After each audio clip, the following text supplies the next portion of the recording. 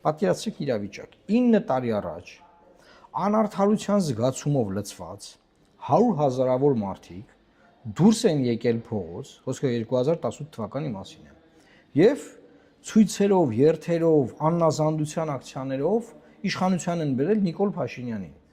Եվ ամբողջ իշխանությունը իրեն է պատկանում արդեն 8-9 տարի։ Ընդ որում ես ասեմ, բացարձակ իշխանություն ա տվել ժողովուրդը իրան, այն իմաստով, որ առաջին խորհրդանը 18 թվականի ինքը 73% ձայն ա ունեցել, դա ինձ առաջ Երևան քաղաքի ընտրությունների ժամանակ 83% ա ձայն ստացել ժողովրդից,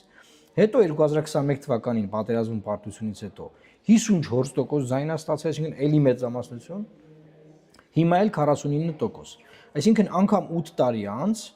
այս ընտրությունները բնականաբար բազմաթիվ խնդիրներով են անցել, լեգիտիմության լուրջ խնդիր ունի, բայց այս ընտրությունները հիմա լավ թողնենք, Սահմանադրական դատանի որոշմանը սպասենք, այն որ մտան բոլորը սպասում են այդ որոշմանը, բայց անգիտ գիտեն ինչ ալնելու։ Այդ մի կողմ, Ժորժ ջան,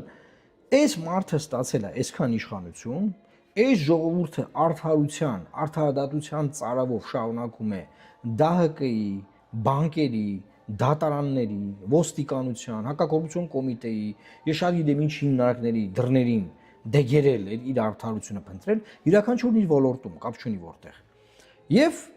մեկ է վարչապետը գալիս ինչ որ դատախազների ժողովի ժամանակ, դատախազության տոննա, հիշեք դա, դատախազության տոննա եղել երեք, ինչ որտեղ բանի հանրային հեռուստաընկերության աշտարակի վրա իրենց գովազդներ դրած դրոնով նկարեցույց էին տալիս հարկատուների հաշվին, բայց դա էլ թողնենք, գալիս ասում է Ժողովուրդ ջան, ես ուզում եմ մի բան ասեմ, այսինքն ինքը ըստ էության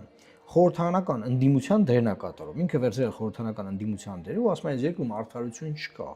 այս երկրում արդարադատություն չկա, այդ ամեն ինչը միայն հասանելի է էլիտաներին, փողատերերին։ Ինչի խորհրդանական ընդդիմությունը դա չի ասում։ Օրինակ պարլամենտական ընտրությունների ժամանակ, քաղաքաշարժի ժամանակ մենք ասել ենք, մեր թեմաներից մեկը եղել է արդարադատությունը,